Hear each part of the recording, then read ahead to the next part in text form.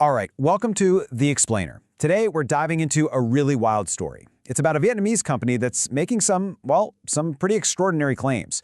We're talking about an AI that supposedly multiplies money, a secret backstory involving Japanese royalty, and $1 billion geopolitical vision. Yeah, you heard that right. So let's get right into it.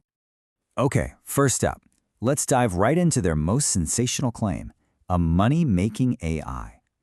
I mean, it sounds like something out of a sci-fi movie, right? The company basically asks, could an AI bot really do this? Could it just make money? And their answer? A very confident yes. And we're not talking about small gains here. According to them, their goal is to have an AI trading bot that quadruples an account's value. And get this, not in a year, not even in a quarter. We're talking every single month. That's a pretty bold claim. So you're probably wondering, how on earth do they think that's possible? Well, their logic is pretty simple, actually. They say humans fail at trading because we're, human. We get emotional, we get greedy, we get scared. But in AI, it's just code. It's just rules. It doesn't feel a thing. So they believe it can just consistently churn out these massive returns without ever losing its cool. But what about the risk? I mean, 4 times a month sounds incredibly risky. Well, here's their strategy. They say they only use a tiny fraction of the client's money for active trading, just 2%. The goal is to take that little 2% and turn it into 8% in 1 month. That 4 times return on just that small piece of the pie is apparently enough to pay out the client's profits and keep a hefty chunk for themselves. The other 98%, it just sits there, safe and sound. Or so they claim. Okay, so here's where the story gets even bigger. This AI bot, it's not just about making a quick buck in the markets. No.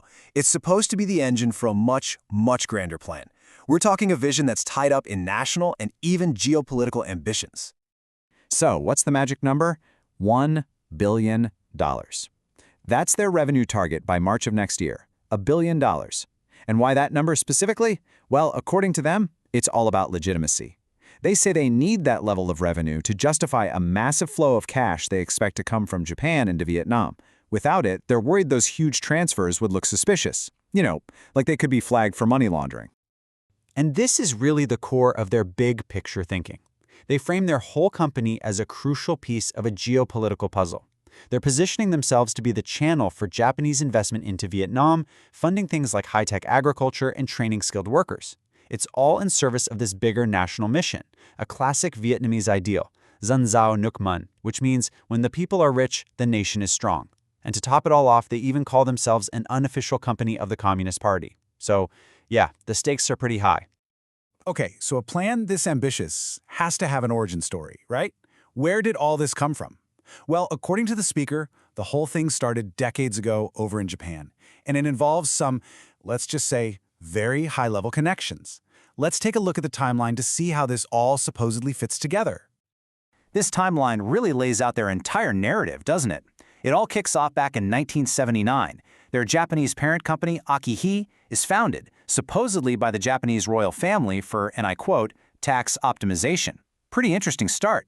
Then you jump forward to 2015, and the Vietnamese branch is set up. But then, bam, COVID hits. The money from Japan dries up, and they're on the brink of collapse, facing lawsuits and everything. And now they're back, claiming to be more ferocious than before, all thanks to a brand new way of thinking. So that near-death experience during the pandemic, it was a real turning point. Having the cash flow cut off, facing total ruin, that forced them to rethink everything. They decided they needed a new ideology, a new core philosophy to guide them. And what they came up with is something they call the LM theory. So, what is the LM theory? Well, it's a massive shift. They basically threw out their old philosophy, which was based on L, for leading, or as they put it, love. That was the old way, full of idealism and passion. They say that's what almost destroyed them. The new way is all about M, for management and money. It's about strict, unwavering discipline and following the rules. To really hammer home why this change was so important, the speaker tells this really vivid cautionary story. It's a story about one of their own employees. This person was trading, and a trade went bad. But instead of cutting their losses, they got emotional. They got stubborn. They held on to that losing trade. The Vietnamese term for this is gong lint, and they just kept holding it, hoping it would turn around until the entire account was wiped out. Gone. Zero.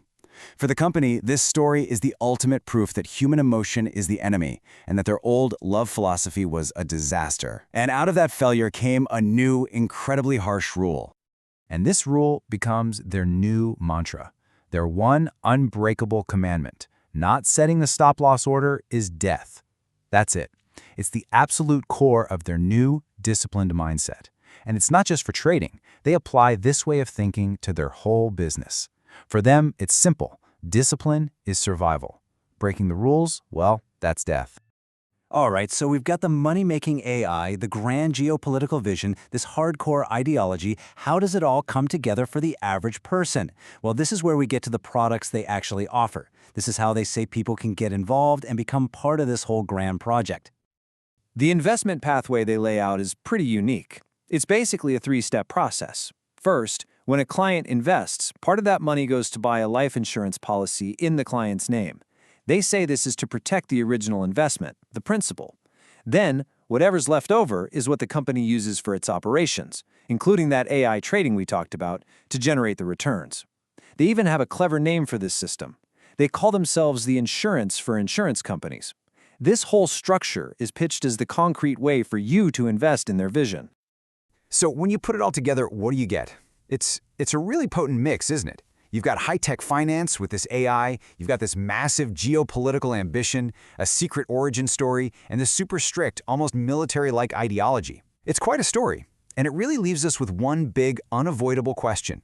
Is this a genuinely visionary project that could actually help reshape an entire nation's economy?